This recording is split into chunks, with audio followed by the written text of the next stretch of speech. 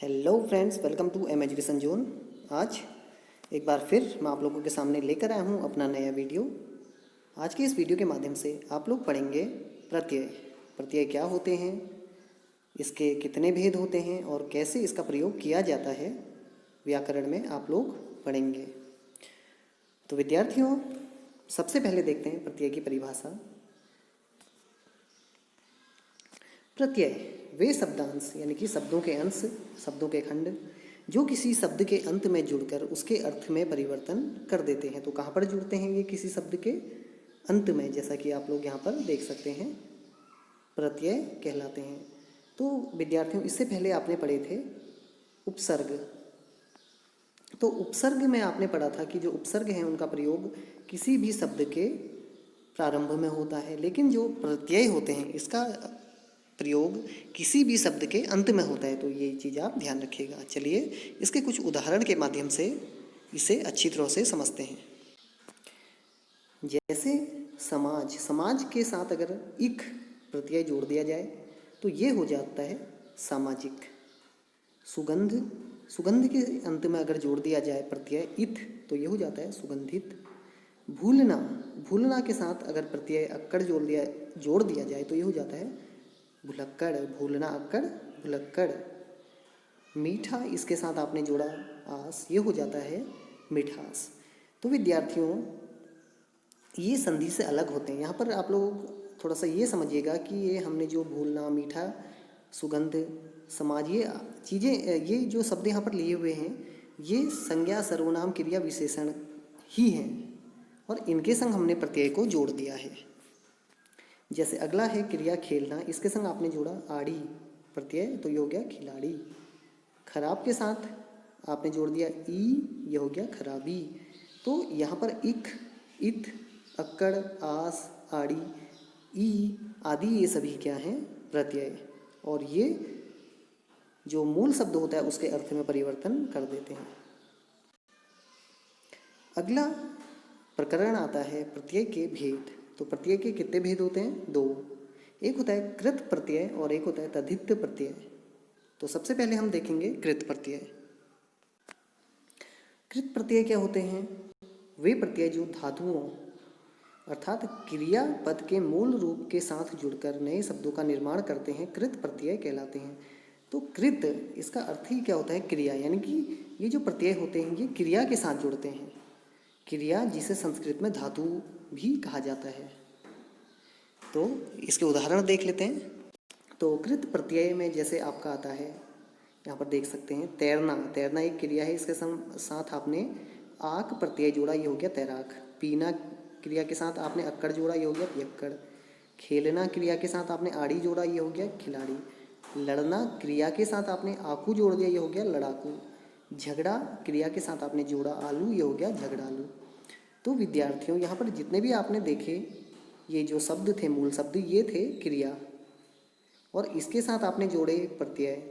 तो ये सारे जो प्रत्यय हैं वो कहलाते हैं कृत प्रत्यय, क्योंकि ये क्रिया के साथ जुड़े हुए हैं।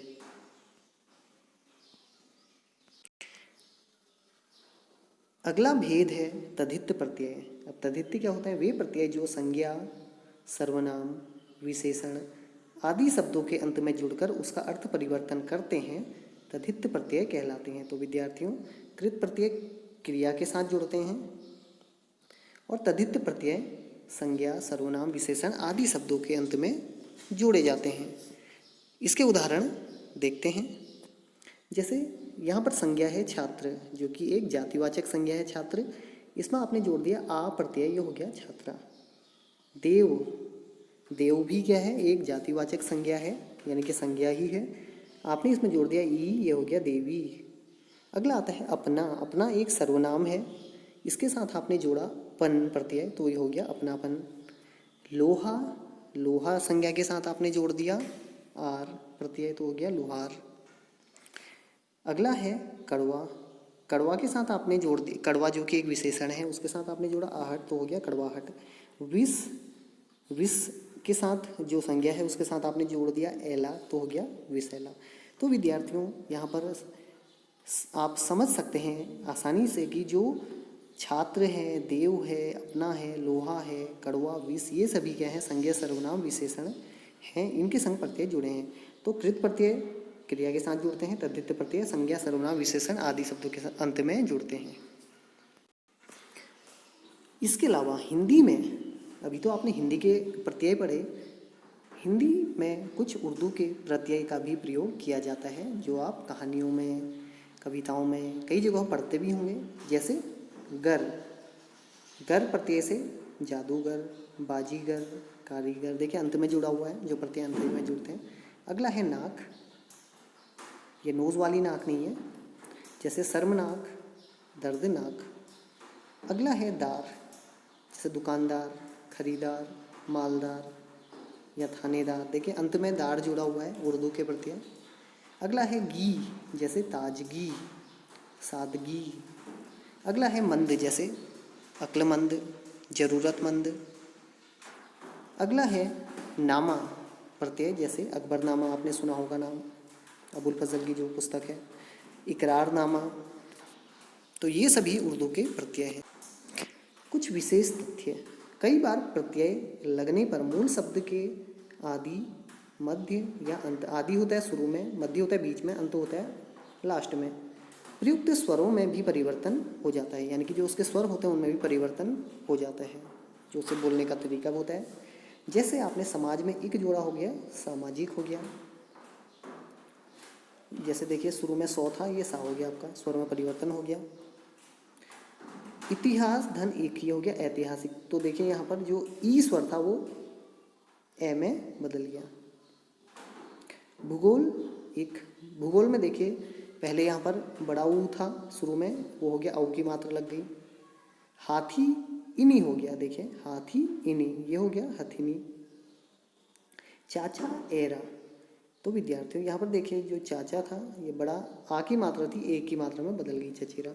तो ये कई जगह होता है, जैसे खींचना में आपने आओ प्रत्यय जोड़ा हो गया खिंचाओ, बच्चा में पन बचपन हो गया, लड़का पन लड़कपन हो गया। तो विद्यार्थियों ये कुछ विशेष तथ्य हैं प्रत्यय के बारे में, और उम्मीद करता हूँ आप लोगों को ये समझ में आ गया होगा प्रत्यय क्या होते हैं और कैसे इनका प्रयोग किया जाता है।